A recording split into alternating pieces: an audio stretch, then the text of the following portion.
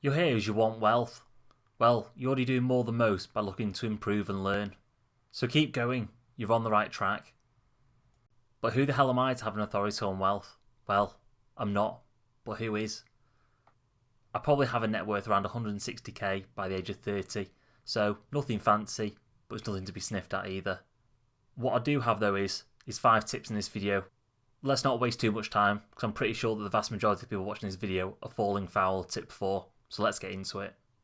Before we get into the video though, if you have an interest in investing, finance or income growth, then feel free to subscribe to my channel. It really supports small channels like mine.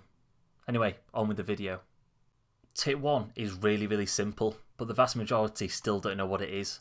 So, straight out of the gate, what is wealth? You're probably sat there right now going, "Oh Nick, I know what wealth is. It's about having loads of money." Is it really? Have a think about it yourself. What is wealth to you? Wealth is the gap between what you produce and what you consume. You might think that sounds a little bit odd, so what do I mean? Well, let's start with what you produce. What is your means of production?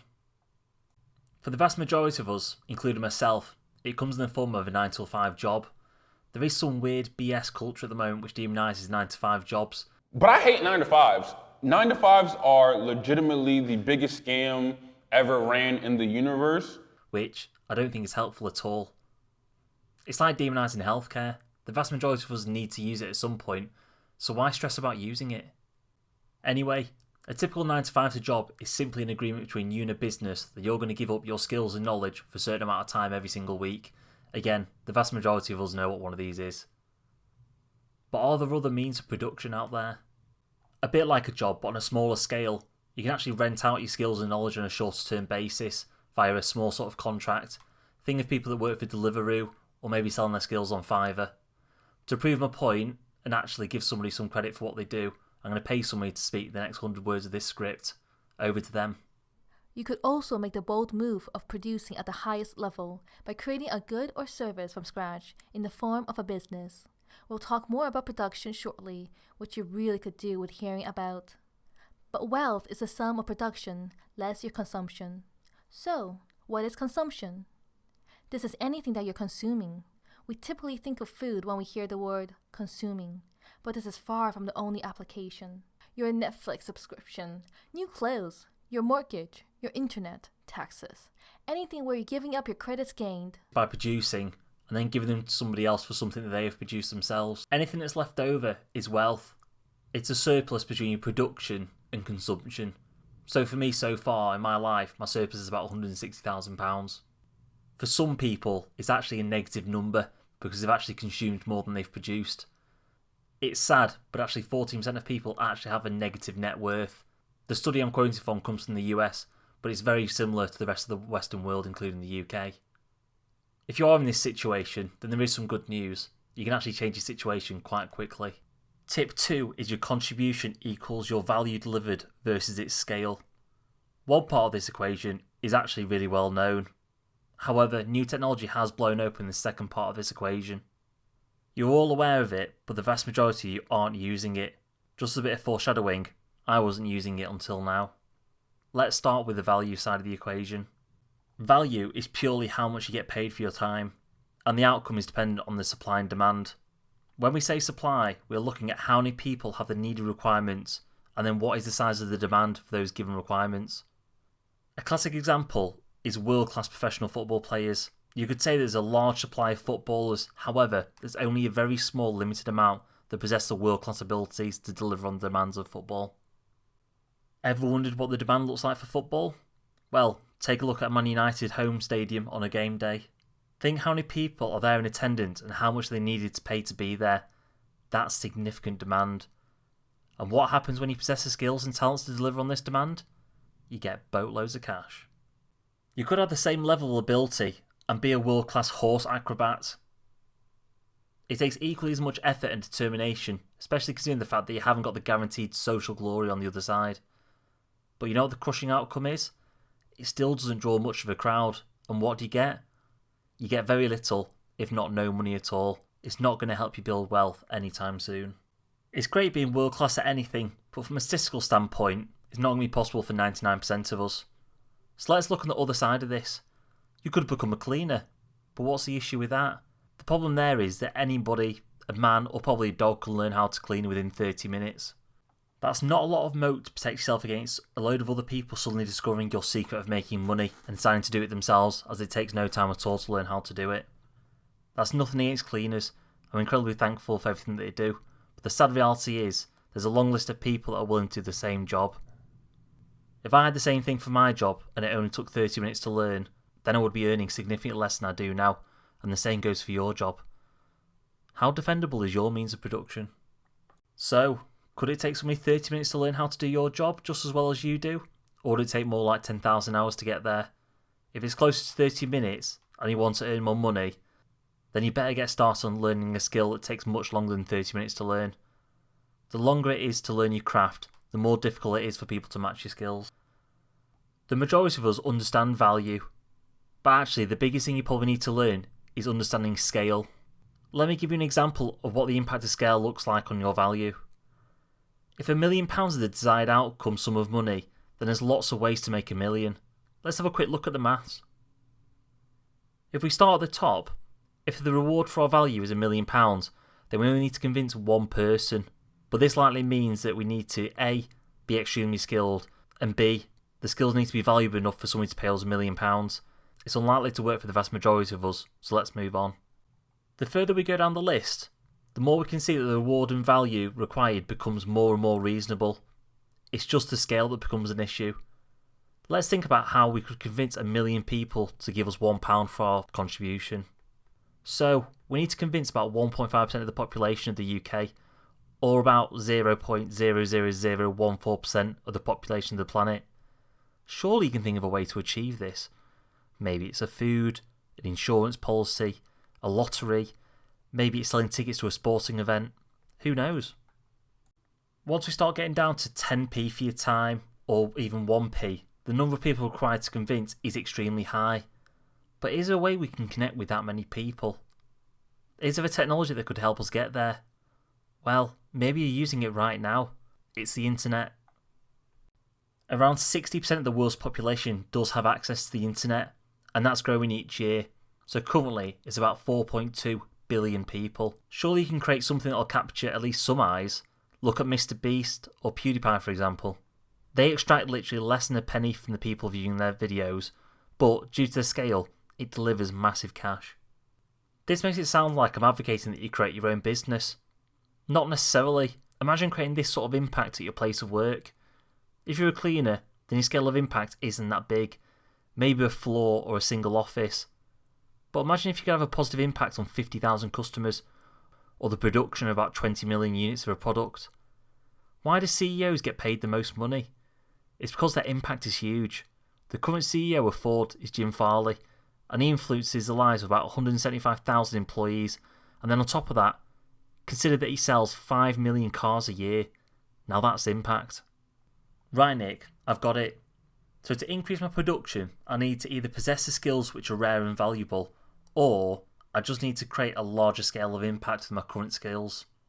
That's nearly everything, but it doesn't mean you directly need to impact a wide range of people. It could be that your assets impact a large amount of people. Let's say you own 20 houses. You then have a large impact on 20 families, and housing will be one of the biggest priorities in their lives. But what else could you own that has a large impact? Or what about owning shares in a company?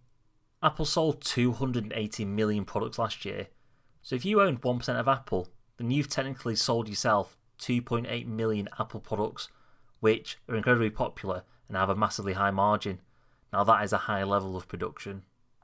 But wait a second, that's earning a lot of money. That's not wealth. You know what? You're right. Just because you earn a lot of money doesn't give you wealth. Otherwise people who earn lots of money would never go bankrupt. Tip 3 is avoiding the rat race. Sounds the easiest on this list, but is actually one of the hardest alongside tip 4. Your mate from high school buys a brand new house, so you buy one too. He buys a brand new Audi, you buy one also. Then he buys the newest Nike Air Jordan 1s, you catch my drift. In a socially competitive world like ours, then scaled with the explosion of social media, it's virtually impossible not to get dragged into this. All the brands, all the pretty people, if you just buy this one product, you're going to feel like a rock star. Welcome to modern day advertising. selling the lifestyle dream just through buying the latest flavour of Pop-Tart. You might snigger at the Pop-Tart example, but how many times have you thought or dreamt about that dream sports car that you've always wanted? It's literally no different to another flavour of Pop-Tart. You're just attaching different feelings to it. I'm not poking fun, because I'm not above it. I'm virtually obsessed with rocking a leather jacket, getting outside a matte black or silver wrapped muscle car, Ford Mustang or Dodge Challenger. I can't decide. The rat race has got me by the balls, but at least I'm strong enough to hold off until I can actually afford it comfortably. Until then, I'm getting A to B in my basic company car. The rat race is all about heightened expectations, and you naturally are wanting stuff right now. This is a fire which has been supercharged by the invention of credit.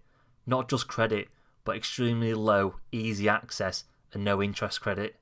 I can't count how many family members have said to me, "It's fine, I'll just put it on 0% finance." You know what? There's actually logic and rationale behind that. But only if you have the money stacked behind it to pay it off straight away, which 9 times out of 10 they don't.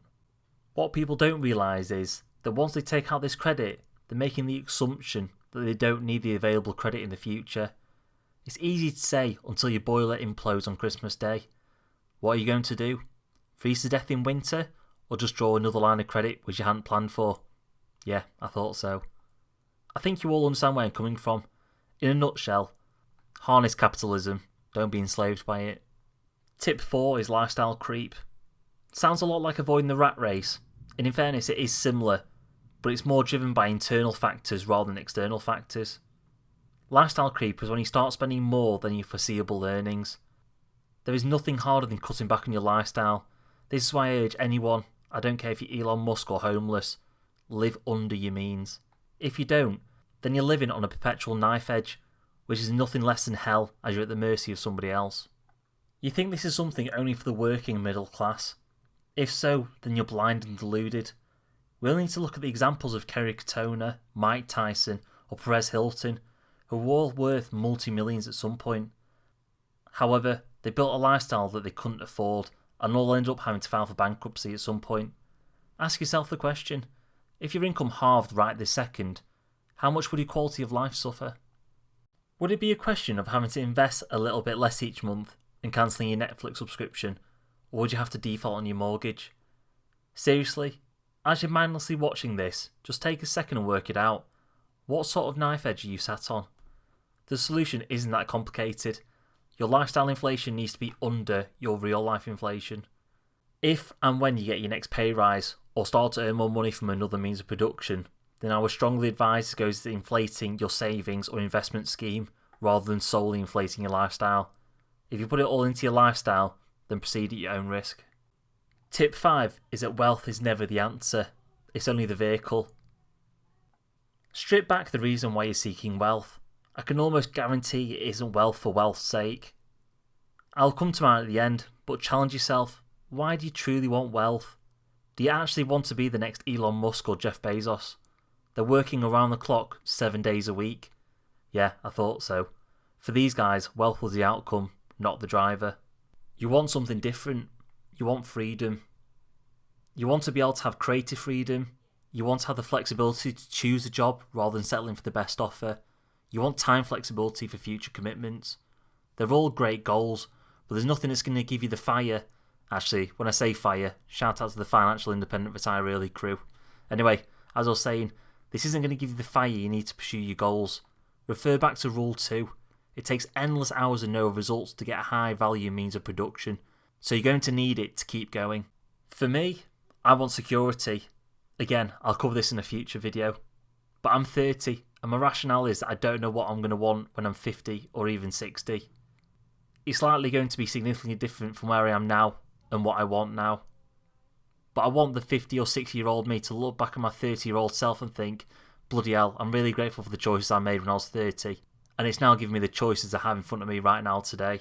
It's like the gratefulness I have for my 21-year-old self by getting a job in sales. God, it was stressful, but it's really paid dividends. I'm also thankful to my 27-year-old self that took the plunge into the world of investing in the stock market. If only I knew then that 3 years later I would have made over £10,000 from virtually no effort. All I have to do now is to make sure that my 35 to 40-year-old self is proud of the choices that I'm making right now. What do you thank your previous self for? Let me know in the comments below. And what will your future self be thankful for in terms of the decisions that you're making right now? I can't answer that. If you have little to thank your previous self for, then it sounds like you need to start making some better decisions that'll benefit your future self. It doesn't have to be financial. It could be health-wise. It could be building better relationships with your family. Who knows? The future's in your hands, not mine. Anyway, these are my 5 tips for wealth. Maybe my future self will thank me for creating this video. Who knows? If you found the last 5 tips helpful, then I would highly encourage you to read the works of MJ DeMarco, who actually encouraged me to stretch myself by taking advantage of the scale available to me on the internet, or more specifically, on YouTube. I'll put an affiliate link in the description below for both of his books. These are my go-to reads for anyone who wants books on creating wealth in a way that isn't full of BS. Anyway, if you've made it this far into the video, then a massive thank you from me. I do create other content on this channel, such as updates on my investments, then also other content similar to this, such as 5 inconvenient truths on investing. From me, good luck on your wealth creating ventures. I wish you the best of luck. But until the next video, thanks for watching.